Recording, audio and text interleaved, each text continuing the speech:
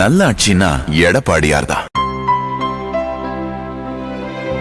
இனிமே கண்ணை மூடிட்டு கடலை எண்ணெய் வாங்கலாம். ஏன்னா மந்த்ரா கடலை எண்ணெய் இதயத்தின் தயாரிப்பு. வறுக்க பொரிக்க ஏன் எல்லா சமையலுக்கும் மந்த்ரா தான். மந்த்ரா கடலை எண்ணெய், அபார ருசி, ஆரோக்கியமான உடல் நலம். பார்லிமெண்ட் சிறப்பு கூட்டத்தொடர் இன்று காலை தொடங்கியது.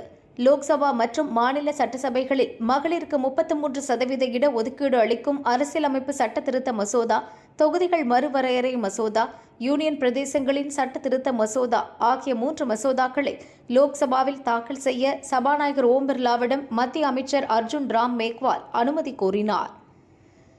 இதற்கு காங்கிரஸ், திமுக உள்ளிட்ட எதிர்க்கட்சி எம்பிக்கள் கடும் எதிர்ப்பு தெரிவித்தனர்.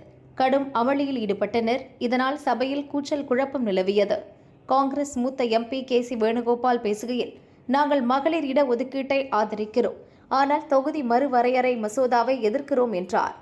சமாஜ்வாதி கட்சி தலைவர் அகிலேஷ் யாதவ் பேசுகையில், மகளிர் இட ஒதுக்கீட்டு மசோதாவில் முஸ்லிம் பெண்களுக்கு உள் இட ஒதுக்கீடு வழங்கப்படுமா என கேட்டார்.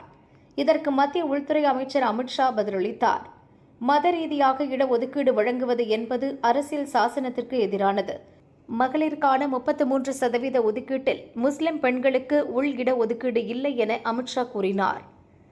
இதையடுத்து மசோதாக்களை அறிமுகம் செய்யலாமா என்பது குறித்து முடிவெடுக்க சபாநாயகர் ஓம் பிர்லா வாக்கெடுப்பு நடத்தினார்.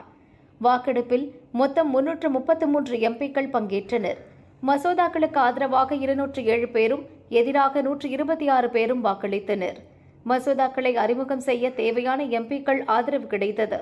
அதைத் தொடர்ந்து மகளிர் இடஒதுக்கீடு மசோதா, தொகுதி மறுவரையறை மசோதா, யூனியன் பிரதேசங்கள் சட்ட திருத்த மசோதா ஆகியவற்றை சட்டத்துறை அமைச்சர் மேக்வால் தாக்கல் செய்தார். இதையடுத்து தொகுதி மறுவரையறை மசோதா உள்ளிட்ட 3 மசோதாக்கள் மீது 12 மணி நேரம் விவாதம் நடைபெறும் என்று லோக்சபாவில் சபாநாயகர் ஓம் பிர்லா அறிவித்தார். அப்போது ஓம் பிர்லா கூறியதாவது, எந்த விதிமீறலும் இல்லாமல் எம்பிக்கள் தங்கள் கருத்துக்களை கூற வேண்டும்.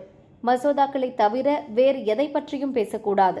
ஒவ்வொரு கட்சி எம்பிக்களுக்கும் எவ்வளவு நேரம் ஒதுக்கப்படுகிறதோ அவ்வளவு நேரத்திற்குட்பட்டுதான் பேச வேண்டும். தொகுதி மறுவரையறை உள்ளிட்ட 3 மசோதாக்கள் மீது நாளை மாலை 4 மணிக்கு வாக்கெடுப்பு நடைபெறும் என ஓம் பிர்லா கூறினார்.